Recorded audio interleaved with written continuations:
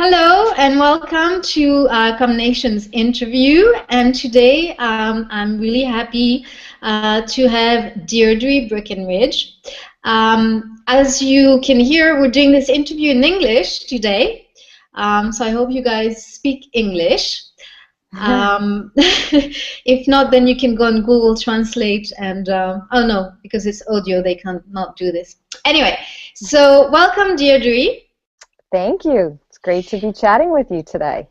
Thank you. So I'm going to introduce Deirdre first with the very official bio, because there's so much to say about you, Deirdre. It's pretty long. So Deirdre is the owner and the founder of Pure Performance Communication. That is a communication and technology consulting firm based in New York. She's a veteran in PR and marketing. She has counseled many senior level executive at Fortune 500 companies. Wait, it's not finished. It's very long, I'm telling you. She travels worldwide in a lot of different countries to talk about PR and the new practice of PR and PR 2.0. She is an avid blogger. She's been blogging for many years now at the blog that's called DeirdreBreakenridge.com. We will put a link, don't worry. And last but not least, she is the author of 5 Financial Times books, including Putting the Public Back in Public Relation that she wrote with Brian Solis, the other PR 2.0 guru, PR 2.0, New Media, New Tools, and New Audience. She wrote the New PR Toolkit and Cyber Branding. And the last book she wrote is called Social Media and Public Relation, 8 New Practices for the PR Professional. And this is really the book that we're going to talk about today. On top of all of this, Deirdre is also a professor at NYU and an online instructor at UMass, that is a university. She speaks also internationally, we'd say, but she speaks in many associations of PR and marketing. She has numerous prizes, and it's just too long to list, because she was Woman of the Year in 2009 of the National Association of Professionals. She was named, top 40 under 40 as an outstanding business leader. It's just too long to cover. And she's also the founder, and I'm saying that because it might interest a lot of people, of the Twitter chat, hashtag PR Stud Chat. That is a chat that is held between students and PR professionals, and where they can share ideas. So that's really interesting. So that was the official bio. It's very long, and I just want to just say that the non-official thing about Deirdre is that she is a friend, and she's been a mentor for a few years now, and she was always here to help, and she's one of the most generous person that I've met in this business, and I'm really happy to welcome her. Voila. Oh, thank you. That was a wonderful introduction. So today, as I say, we're going to talk about your last book. And basically, this book is divided. It's called 8 New Practices for PR Professional, and it is divided in 8 new practices. So I want to take every chapter of the book and talk about the principles. So first of all, do you have anything you want to add, Deirdre, maybe about everything that I said? Well, what you said is wonderful, so thank you so much for the introduction. And just for everyone to know that this book was me watching and researching and seeing how PR professionals and communications professionals, how their roles were changing and morphing. And what I did was I crystallized what was going on out there so we could all understand where these new opportunities are for us in public relations. Yeah, this is great, and this is what I felt while I was reading the book. This is a very practical book, I found, and there's a lot of like step by step action plans. And for me, in my practice, it's really going to help me to use this with my clients. So it's really well structured. It's really helpful. Thank you. So the first chapter, the first practice that you talk about in this book is something that's very important and that not a lot of people have here in Switzerland yet, not a lot of companies, is the PR policy maker. Can you tell us a bit about the policy, PR policy or social media policy? Sure. So this is the PR professional who understands that they have to be involved in guiding employees' participation in social media. So what was happening with a lot of companies is that they were jumping into social media and finding out later that their employees were participating in ways that didn't necessarily help to support the company or the brand. And in many cases, we're saying things that were hurting reputations or could even hurt the reputation of the employee himself or herself. So it's that notion that the social media policy doesn't stifle communication. And like what we do in public relations, we don't want to control, we don't say that word, but we want to guide. We want to help. We want to provide structure and training and governance.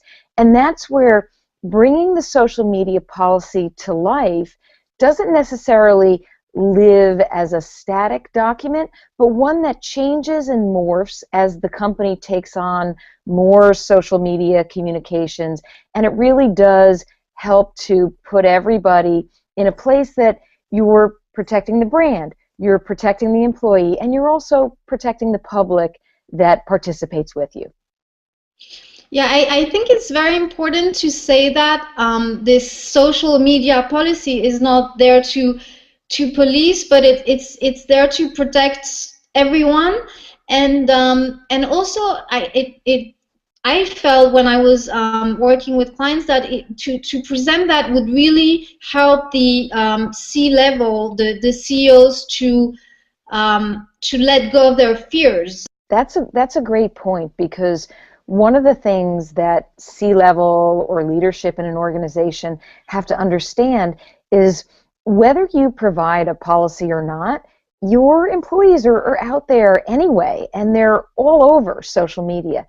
And that's one of the first things that I advise for companies to do, is to take a survey of their employees to get employee knowledge of social media, their perceptions, how are they using it. And many a times I'll be sitting with CEOs or CMOs, and they'll say, oh, our employees they don't even like social media. They're not doing social media. And what you find out is that over 85% or 90% are participating, but just not participating on behalf of the organization. And if you can close that gap and get participation the right way and make employees feel comfortable about it, it's a win-win for everybody. Yeah, great. Now, the PR practice number 2 in your book is the internal collaboration generator. Yes. Tell us a bit about that. Okay, so that is the practice where we're all so quickly rushing on the outside to communicate through our channels and, of course, social media. But if you think about it, where does good communication start? It starts on the inside of the company. And in many cases, if you're in a large organization, there's already collaborative tools in place. So you might have enterprise software like Microsoft SharePoint, or I know IBM has software. But communications professionals and other departments that need to work together aren't necessarily using it the right way. You might be in a smaller company where you could technically walk down the hall and talk to somebody, but you don't have the time and you're using email as a department to build your programs. the internal collaboration generator realizes that if you're using social media on the outside, wouldn't it be great as a team to use social media on the inside so you can share, collaborate, innovate? Your plans are on these collaborative platforms that allow you to edit in real time so that you can perhaps share information more effectively and be more efficient. And I always say if you can present your plans on time and under budget, then that's a win for the company. Yeah, this is great, and it also links with something that I've been really interested in the last few months, which is social learning, because it's really also a way of organizing the internal information, so it is somewhere, you know, it's not going all lost in the nature, and then people can use it and save time. That is so true. If everybody knows that there is a place with the right files, the latest versions, or let's say the images that they can use, or the logos that are approved, it's a great repository, if anything. Even if you're not editing in real time or planning together, that repository of information is so important, and all of this makes better branded communication on the outside. Absolutely. Okay, so we're moving on to the PR practice number 3, and this is the PR technology tester, a favorite of mine. Yes, mine too. Yeah. So this is the practice where technology is our job. Years ago, if someone were to say to me, oh, could you post up some photos in the newsroom, or could you get that blog, you know, can you create the blog or post the content? You know, I think PR professionals would have said, oh, isn't that somebody else's job? Well, we are very hands-on today. And the reason why we want to test different technology, and it could be anything from your social media listening tools, your website analytics, your social influence tools, it's because at some point, being involved in communication, an executive will ask you, why should we be on Tumblr? Or is there a reason we should have our brand participating on Instagram? You want to be able to have tested these new platforms and understand where it is that the company needs to be. Because years ago, if that same executive said, Deirdre, why do we need a wire service and how do we need to distribute, I would have the answer. So you can't say, well, let me Google it. You really have to be this tech tester that is much more understanding of all the great technology that we have today that we can use in our communications programs. Yeah, so this is what I always say to my students. If you want to be in PR, you need to love learning because things are changing very fast. But anyway, geek is sexy, right? Geek is totally sexy. And I learn from my students every day. So as much as they're learning, I feel like I'm learning from them too. So it's a very collaborative effort. Absolutely. So I want to take the advantage of this PR technology tester guy to talk about the online press release because I have used both of them. Okay, we have this what we call the social media release, which is something like Pitch Engine, which is a tool that I use a lot, and it used to be just hosted and not distributed. I think now they've changed, right? They started to distribute it as well. So what is, and then you have the wire services, which is also a social media press release, but it's distributed by the company like MarketWired or PR Newswire, etc. Now, I have found that the services, the big services of the distribution haven't worked really well for my clients. And they're really expensive. So what do you say about this? What do you think? And what is your experience with this? Well, I think it depends on the company. So there's something to be said about when I work with my clients, I look at a service and I make sure that the needs match the service. So there are a lot of brands that need that huge distribution from a wire service, but also need the collaborative nature of the social media release, and that will suit them very well. With any release that you use, or if it's a smaller client that perhaps is going to use a pitch engine, it also comes in the form of, how am I going to measure what I'm getting out of it? So it's not just the fact that you're sending it out, but how does that service actually track for you? And what type of, can I see the interactivity around the release? And do I know what that reach is? And how have people engaged, or what are they saying about it? That is the most important part. So when you are evaluating which way you're going to go, a larger newswire service like a MarketWire, or smaller for a pitch engine, you have to ask those questions. How will I actually measure, and tell me what kind of metrics I'm going to receive by investing my money in the service? Yeah, that's an excellent point, of course, obviously. So it's all about the measuring, and this is really what these big distribution services give you. And I guess in a way that's why we pay more. Yes, exactly, yes. Okay, so we're moving on to PR practice number 4, and this is the communication organizer. Tell us more about this. So when I wrote this chapter, it was all about the communications professional understanding there is a whole new process to getting your communication out to the public.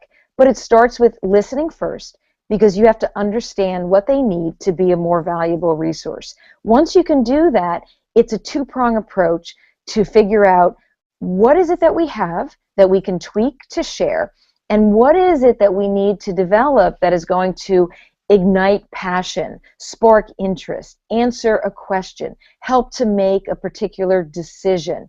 And it's all about content, and context, the timing and the relevance.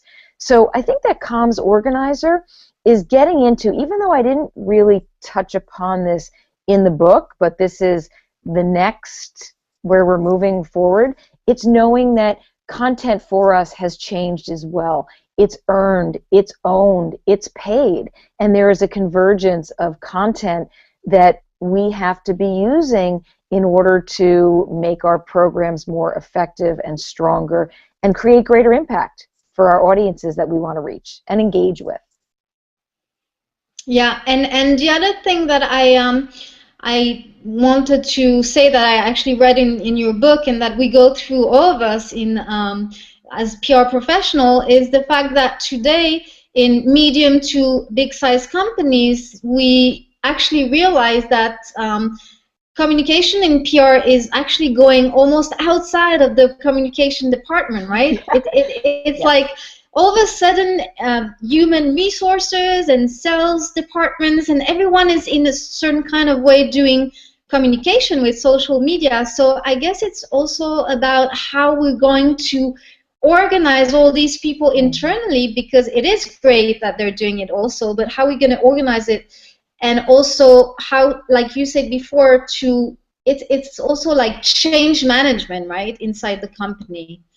It is, because the company could be used to a traditional means of getting communication out there, and that was through the corporate communications or through the PR department.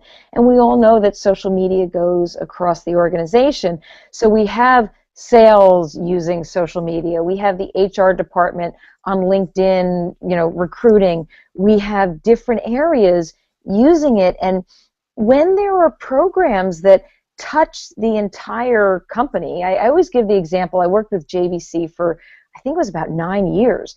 And the one big trade show every year, NAB, in April, you had 7, 8 different areas of the organization collaborating, or they should be collaborating around this trade show.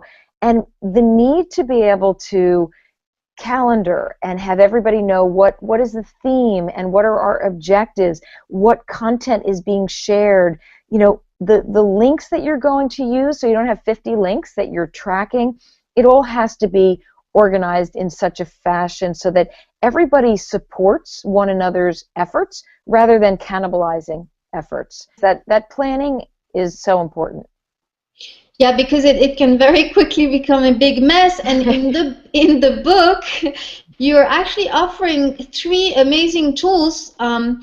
And we're not going to talk about them, but whoever is interested, get the book because it's really valuable. And the three tools are the universal calendar system, the social media playbook, and the social media purpose brief. And basically, it's all about creating processes to keep people organized. Is that right?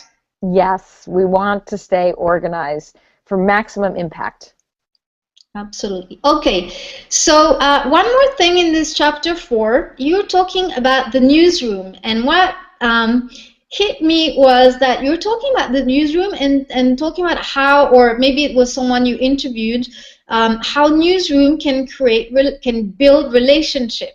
And this is really something new for me because I've been teaching about the newsroom for the last, 2 years or whenever it started. And I've never heard it from a side where a newsroom can build relationships. So can you just briefly tell us what is a newsroom? Because in Switzerland, not everyone has a newsroom. And then explain us how the newsroom can help build relationships. So the newsroom typically houses all the information where now anybody can go to find out about the company. So what is the company's news? And we're talking from, internal employees to external stakeholders, such as it could be news media, it could be bloggers, it could be investors, your shareholders, analysts. Anybody can go to the newsroom to say what's going on for this company in the news, who are their executives, what do they speak on? Perhaps, can I book an interview with somebody? Where is this company participating through social media? So the newsroom really is an opportunity to build a relationship, because if you think about it, if you are listening out there through social media and hearing the needs and identifying what people are looking for from your company, you can bring that information into the newsroom to make it easier. We now know that investors, for example, are using social media. So MarketWired, who you mentioned before, actually did a study around Wall Street and investors using social media to find out that younger investors, 40%, are using social. And if they are, what kind of information would need to go into the newsroom to help them make decisions? So you do have an opportunity through social media to build a relationship, because when you provide great information, when you are there to talk to people and to have a conversation, that makes somebody feel closer than if they're just interacting with the corporate walls, or it's just a logo or a moniker that they're looking at. This is about people and information, and the newsroom can kind of bring that together to help somebody with whatever information they need. Does that make sense? Does that help? Absolutely, totally. Thank you. We are going to PR practice number 5, and it's called the pre-crisis doctor. And basically, you're going to tell us, but it's all about to prevent, to plan before the crisis happen, and having some kind of roadmap of if something happened, who is going to do what or answer what on which channel. So can you tell us more about this? Yes, so this is a favorite practice, because typically PR professionals are brought in when crisis strikes to help neutralize the situation. Imagine the possibilities of being truly prepared to deal with a crisis through the organization, which now includes social media. So all of the crisis plans have to be revisited and updated, and social media needs to be included. But in order to do that, you really have to think about who among all of those departments will make up your crisis team, and who will participate at different levels of escalation, because there are issues and there are crises. And how will you create what you need to create and use different channels? So for example, if you have a crisis that starts on YouTube, you're not going to go to Twitter to talk about the crisis and address it. You would go to YouTube, and you would understand what would be needed through the YouTube channel. You would be thinking about the shell of the message. What are those first few things that you would need to do so that if crisis strikes, you would be able to let the public know you are aware of the situation, you are investigating, and you will be back to them with more information. So there's certain things beforehand that you can put in place. Every crisis is different, but the preparedness helps you to be able to move through it, because you have this golden hour of crisis where if you are not out there addressing and making the public feel that you're in front of the story and on top of it, that's when it can lead to higher levels of escalation. Yeah, there's a beautiful example that happened recently to illustrate this, and I'm sure they didn't prepare it. They didn't have this pre-crisis doctor, and they didn't plan. But it was this company, I think it was in Taiwan, where this employee from this multimedia film company put on YouTube that she was gonna quit her job, and then she did a rap. She talked on a rap song, and she said she was going to quit the job because they were only there for the money, etc. And the boss or the CEO answered straight away with another video. So I guess that I don't know if you've heard about this. I didn't hear about it, but that's very interesting. The video response. It was a very nice way to respond, because they didn't let the crisis, how do you say, expand. They really cut it straight away by making fun of her, which it was a bit, sad for her. But I'm going to put the links below the video and the blog post so people can go and have a look, because it's very interesting. Oh, excellent. Okay, so now we're getting to PR practice number 6, which is the relationship analyzer. Tell us a bit about that. Well, I love this one because PR professionals, that's one of our core competencies, is building relationships. And we have such an opportunity to leverage different types of relationships for our programs and to achieve success. So for social media, even though it's all about people, and it's people that make the communications go, so to speak, the technology that's there allows you to visualize, the visualization of your network. So I pointed out a couple of tools in the book, like a mention map or a Facebook touch graph. When you use these types of tools, you can actually see who is connected in your network, who has influence, and of course you're using influencer tools like Cloud. You can use, there's Peer Index, there's Tweet Level. But as you're learning more about these people who influence others, you can leverage relationships. So it's a different way of using the technology to be able to extend the relationship further, and to understand that in every different network, you're going to use the network itself and the way that people behave to build the relationship. So the way that we use Twitter to build relationships is different than how we're going to build relationships on Google+. My relationships on Google+ are more around Hangouts, which we're doing right now, and the beauty of the Hangout, where on Twitter, it's more around the news and interesting information and the quick connections that we're making. So that's what the relationship analyzer is about, using the different networks and the cultures, understanding the people, and building different types of relationships through technology. Wow, that's really interesting. Okay, so we are on to the PR practice number 7, and that is the reputation task force member. Yes, so of course, being in PR, we're automatically a part of the reputation police. We know that. We protect, we maintain the reputation of the brand.